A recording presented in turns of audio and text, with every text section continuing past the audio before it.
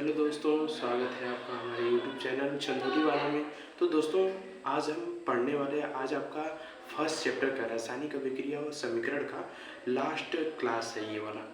अब इस last class के बाद आपका अम्ल क्षार और लवण स्टार्ट होगा, सेकेंड चैप्टर। तो इसमें आपका लास्ट टॉपिक है आपका द्विविस्थापन अभिक्रिया। पिछले वीडियो में आपका छूट गया था द्विविस्थापन अभिक्रिया वाला। तो इसमें हम समझेंगे कि द्विविस्थापन अभिक्रिया होता है। ठीक है दोस्तों, चलिए क्लास स्टार्ट करते हैं।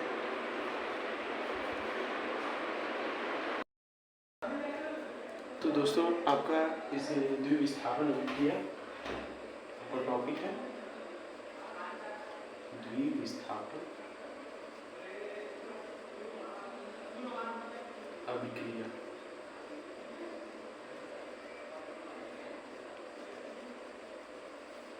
डबल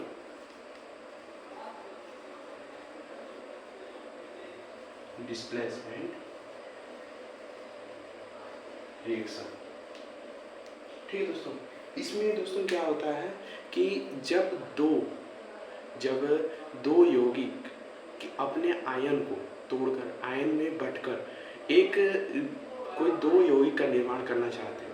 जैसे कोई दो कंपाउंड हैं, दो पदार्थ हैं, आपस में टूटकर दो नए यौगिकों या पदार्थ का निर्माण करना चाहते हैं, उसे क्या कहते हैं? द्विविस्थापन अभिक्रिया। एक दूसरे में वो बदल देते हैं। ठीक है दोस्तों, इसका हम देखते हैं इसकी थ्योरी क्या है। द्विविस्थापन अभिक्रिया की थ्योरी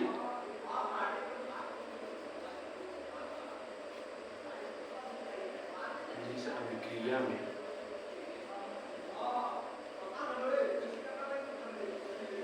दो या अधिक दो ही देते हैं, जिस अभिक्रिया में दो यौगिक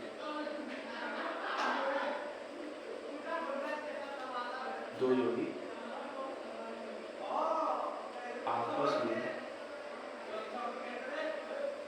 रिएक्ट करके दो अन्य यौगिक का निर्माण करते हैं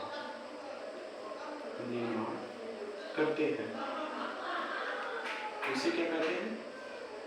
उसे डबल डिस्प्लेसमेंट रिएक्शन, उसे डबल डिस्प्लेसमेंट रिएक्शन दोस्तों कहते हैं। ठीक है, तो इसमें आपका ये एक एग्जाम्पल के द्वारा आप समझ लीजिए इसको। ठीक है दोस्तों, तो आप सबसे पहले सोडियम सल्फेट इसमें Na2SO4 प्लस BaCl2 ये दो लेते हैं। ठीक है, दो कंपाउंड लेते हैं आपस में। जब इसको रिएक्शन कराते हैं, तो ये जो सोडियम है ये सोडियम है, ये क्लोरीन को अपने पास ले लेगा। तो यहाँ पर हो जाएगा 2NaCl। ठीक है, 2NaCl हो जाएगा। और क्या होगा? ये बी है जो बेरिलियम है, ये जो बेरिलियम है ये SO4 को अपने साथ लेगा प्लस BaSO। तो सोडियम क्लोराइड वहाँ पर बन गया 2NaCl और यहाँ पर बेरिलियम सल्फेट बन गया। ठीक है, ये इस प्रकार से आपस में एक्सचेंज करते हैं। यही है द्विविस्थापन अभिक्रिया। वे एक दूसरे से विस्थापित हो जा रहे हैं। दो कंपाउंड है, ये दो कंपाउंड आपस में मिलकर दो अन्य कंपाउंड का निर्माण करते हैं, ये दो अन्य पदार्थों का निर्माण करते हैं। उसे क्या कहते हैं? Double displacement reaction. ठीक दोस्तों, तो ये आपका इसमें जो पिछली वीडियो था उसका लास्ट टॉपिक था। और दो टॉपिक और है। दो टॉपिक में है ऑक्सीडेशन और रिडक्शन। व्हाट इज ऑक्सीडेशन और रिडक्शन? जब किसी पदार्थ में जब रिएक्ट करते हैं दो पदार्थ आपस में जब रिएक्ट करते हैं, तो जब ऑक्सीजन की वृद्धि होती है, जिस पदार्थ में ऑक्सीजन की वृद्धि होती है उसे क्या कहते हैं? ऑक्सीडेशन कहते हैं। ऑक्सीडेशन जिसमें ऑक्सीजन की वृद्धि होती है और हाइड्रोजन की कमी होती है। और जिसमें वह पदार्थ जिसमें हाइड्रोजन की अधिकता होती है और ऑक्सीडेशन कम होता है, उसको क्या कहते हैं? रिडक्शन कहते हैं। उसे क्या कहते हैं? रिडक्शन अभिक्रिया कहते हैं। तो दोस्तों, हम देखते हैं जैसे कि सी कॉपर को ही ले लेते हैं। सबसे पहले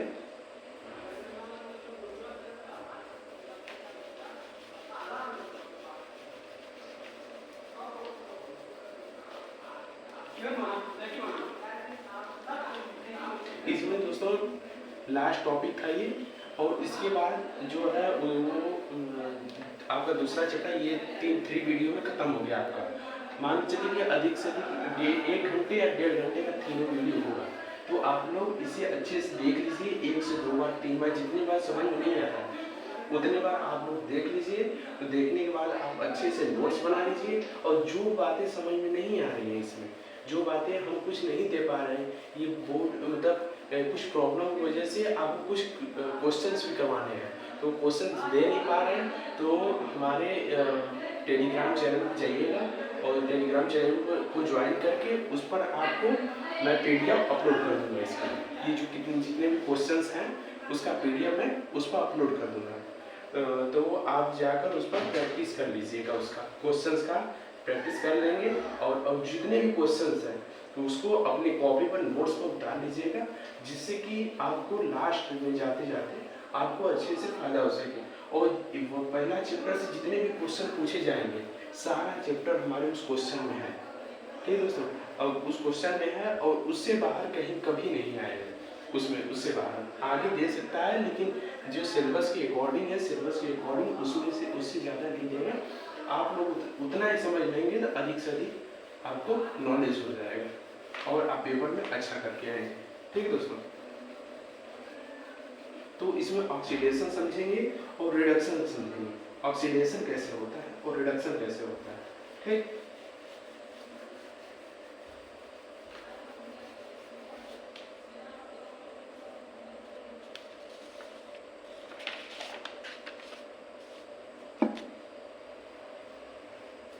यहाँ पर हम सबसे पहले Cu को ले लेते हैं, कापर को लेते हैं। इस कापर को लेने के बाद कापर को जब हम ऑक्सीजन के साथ रिएक्शन कराते हैं, O2 के साथ, कापर ले लेते हैं Cu और O2 को ले लेते हैं। जब हम इसको रिएक्शन कराते हैं, जैसे रिएक्शन कराएंगे तो हमारा आएगा CuO। यहाँ क्या हुआ ऑक्सीडेशन, मतलब कि ये जो है यहाँ पर 2 है, बैलेंसिंग करने के लिए यहाँ पर 2 कर दीजिए, ठीक है। यहाँ देखिए क्या होता है, कापर है ऑक्सीजन है, दोनों मिलकर CuO का निर्माण करते हैं। तो इसमें क्या होगा, कापर में O जुड़ गया, मतलब इसकी वृद्धि होगी, ऑक्सीजन की वृद्धि होती है। तो यहाँ का होगा ऑक्सीडेशन, ऑक्सीडेशन होगा, ठीक है। जब हम यहीं पे रिडक्शन की बात करें तब ये CuO है, जब हम CuO को हाइड्रोजन के साथ क्रिया कराते हैं, हाइड्रोजन के साथ जब CuO को हाइड्रोजन के साथ क्रिया कराते हैं तो हमारा ये टूटकर 2Cu कर लेते हैं, यहाँ पर रिएक्शन कराते हैं तो Cu एक तरफ हो जाएगा और H2O यहाँ पर क्या होगा, यहाँ पर जुड़ रहा है, यहाँ पर रिडक्शन हो रहा है, यहाँ क्या होगा रिडक्शन हो, ठीक है दोस्तों। यहाँ पे इसका रिडक्शन हो गया। जब देखिए जब दोनों में एक में ऑक्सीडेशन हो, जब किसी भी कोई भी समीकरण आप बना रहे हैं तो उसमें से अगर एक में ऑक्सीडेशन हो रहा है, एक में रिडक्शन हो रहा है, तो वह विक्रिया जिसमें दोनों अभिक्रिया हो, ऑक्सीडेशन और रिडक्शन, तो वह अभिक्रिया रिडॉक्स अभिक्रिया कहलाती है। ये सबसे ज़्यादा आपको हर साल क्वेश्चन आता है, पूछता है आपके पेपर में कि व्हाट इज रिडॉक्स रिएक्शन। तो आप कह सकते हैं that reaction in which do together oxidation and reduction reaction is called redox reaction, ठीक है दोस्तों, रिडॉक्स रिडक्शन। तो आप ये भी कर सकते हैं कि जब दोनों मेनली साफ ये सुन लीजिए, जिसमें दोनों अभिक्रिया होती है, रिडॉक्स अभिक्रिया होती है और ऑक्सीडेशन अभिक्रिया होती है, बस सिर्फ वो दोनों होती है, तो उसे क्या कहते हैं ये रिडॉक्स अभिक्रिया कहते हैं, ठीक है। और इसमें देखिए क्या हो रहा है, CO है, यहाँ पर H2 है, यहाँ पर O का ऑक्सीडेशन हो रहा है और CuO में CO का रिडक्शन हो रहा है, ठीक है। तो यहाँ क्या हो गया रिडक्शन। तो हम कह सकते हैं ये क्या है, यही एग्जाम्पल आप दे दीजिएगा, अगर क्वेश्चन आपसे पूछे तो आप यही एग्जाम्पल दे दीजिएगा, उसमें आपको समझ में आएगा, ठीक है।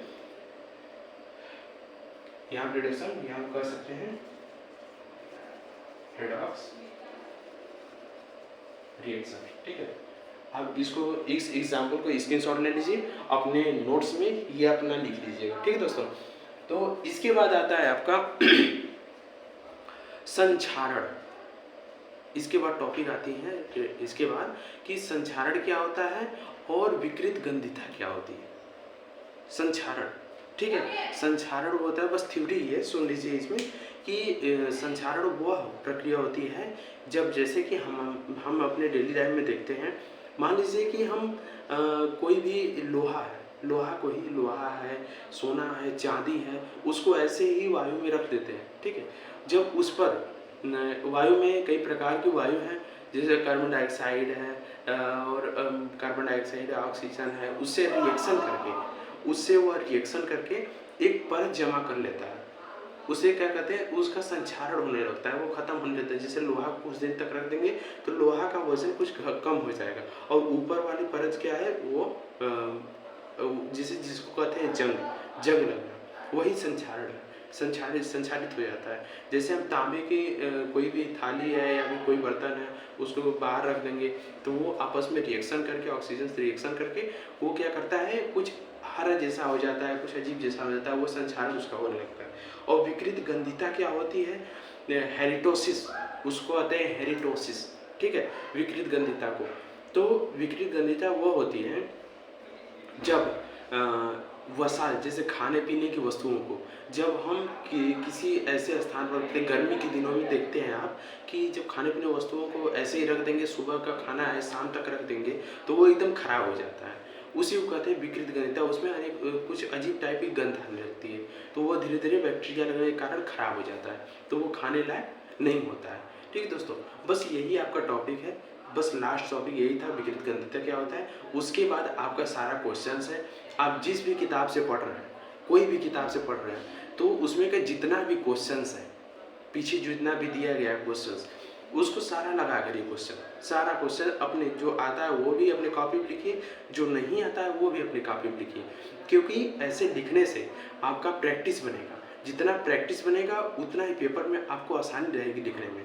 तो दोस्तों ये आप ऐसे ही अपने नोट्स बनाते रहिए, कोई भी प्रॉब्लम हो तो आप यूट्यूब पे ये कमेंट बॉक्स में आप अपना लिख सकते हैं और मैं आपको सोल्यूशन बता सकता हूँ। ठीक है दोस्तों, और दोस्तों इसके बाद अम्ल, क्षार और लवण, सेकेंड आपका चैप्टर है अम्ल, एसिड, बेस एंड ये लवण जो है ये टॉपिक है, तो आपको अगले चैप्टर में पढ़ना है। तो अपने दोस्तों से ये, अगर आपको ये वीडियो अच्छी लगी हो, जो कुछ सीखने को अच्छा मिल रहा हो, तो अपने दोस्तों के साथ शेयर करें और इस फैमिली में ज़्यादा से ज़्यादा जुड़ें आप लोग। ठीक है दोस्तों, ज़्यादा से ज़्यादा जुड़ेंगे तो हमारा मोटिवेशन बनेगा। मैं आप लोगों को हैंडल किस प्रकार से करना है, किस प्रकार से आप लोगों को पेपर देना है, कैसे क्या करना है। अभी आप लोगों को कुछ पता नहीं है कि कैसे क्या पेपर होता है, 9th से अभी 10th में आए आप लोग, तो धीरे धीरे मैं आगे आने वाले समय में 11th का और 12th का भी स्टार्ट करने वाला हूँ। तो दोस्तों अभी ये आप लोग का चैप्टर ख़त्म हो जाए, ये आपका फिजिक्स और केमिस्ट्री ये दोनों खत्म हो जाए आपका। ये 4 चैप्टर है, एक चैप्टर खत्म हो गया केमिस्ट्री में, 3 चैप्टर और बाकी है। 3 चैप्टर जल्द ही मैं ख़त्म कर दूंगा और अच्छे से टॉपिक के साथ और अच्छा आपको नोट्स प्रोवाइड करूंगा। और फिजिक्स का भी 4 चैप्टर बस आपको पढ़ना है, वो 4 चैप्टर में आपको अच्छे से मैं पढ़ा दूंगा।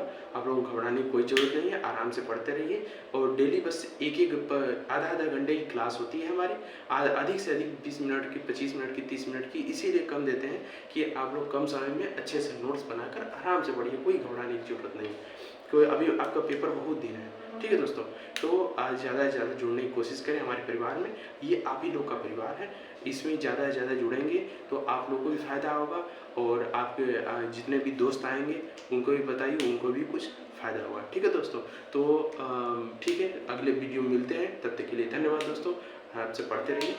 थैंक यू दोस्तों।